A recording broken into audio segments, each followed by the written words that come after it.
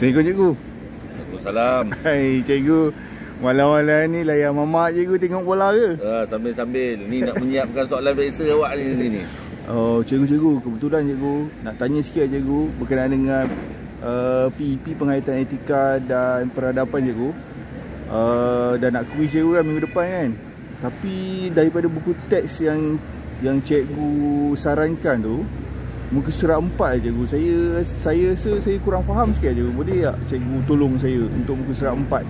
Okey. Macam ni Man, muka surat 4 ni kira antara part-part penting dalam kursus penghayatan etika dan peradaban ni.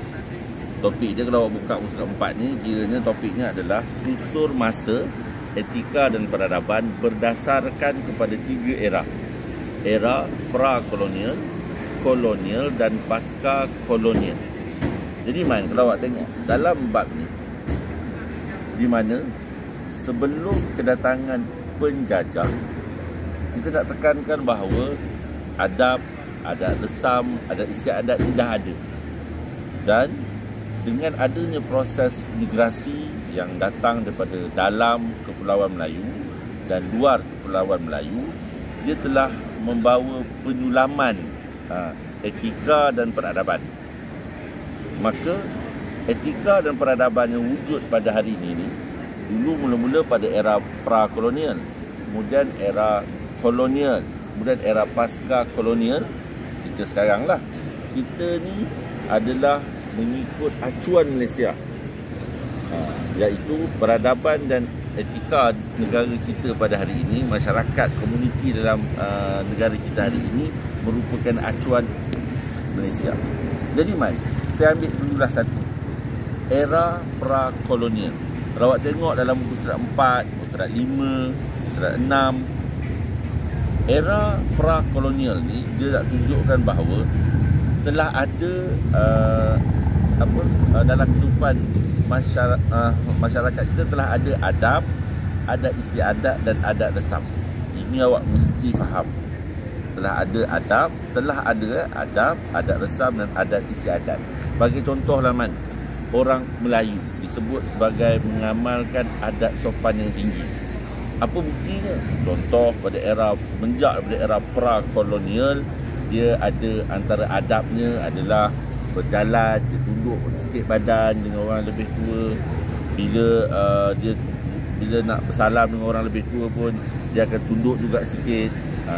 Dan dalam budaya masyarakat Melayu ni contohnya, dia ada konsep budi dan juga konsep adab.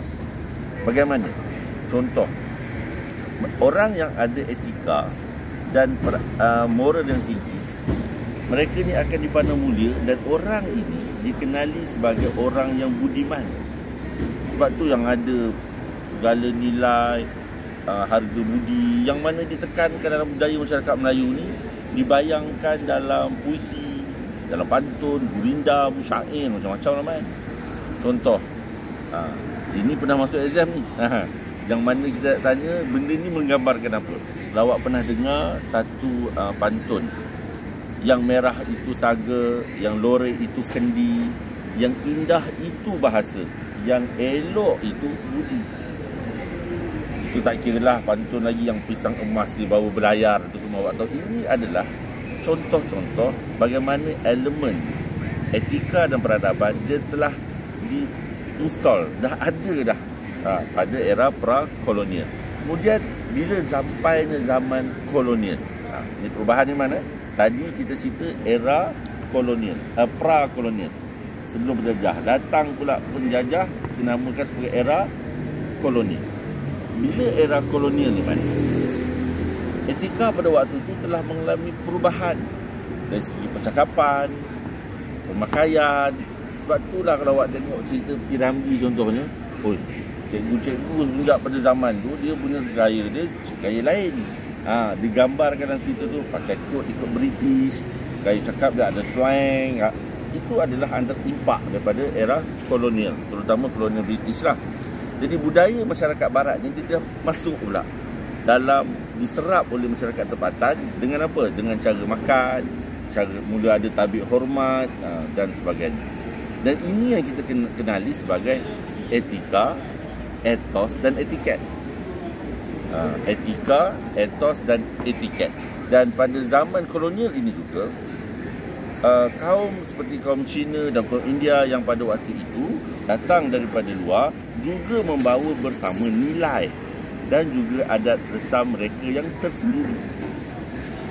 Dan keadaan ini dia telah menimbulkan kerencaman. Dan apabila era yang ketiga, iaitu saya letak alih lagi ni nak tunjuk awak ni, era pasca kolonial, zaman yang era yang ketiga, masyarakat kita telah menerima variasi dan percampuran versi etika sama ada secara langsung ataupun melalui teknologi. Berubah nilai etika, adab, adat resam, adat istiadat, etika, etos, etiket kita. Dia dah bercampur baur dalam persekitaran yang formal dan tak formal. Yang serba sikit dia telah mengubah identiti dan jati diri kita berdasarkan kepada suasana, keadaan.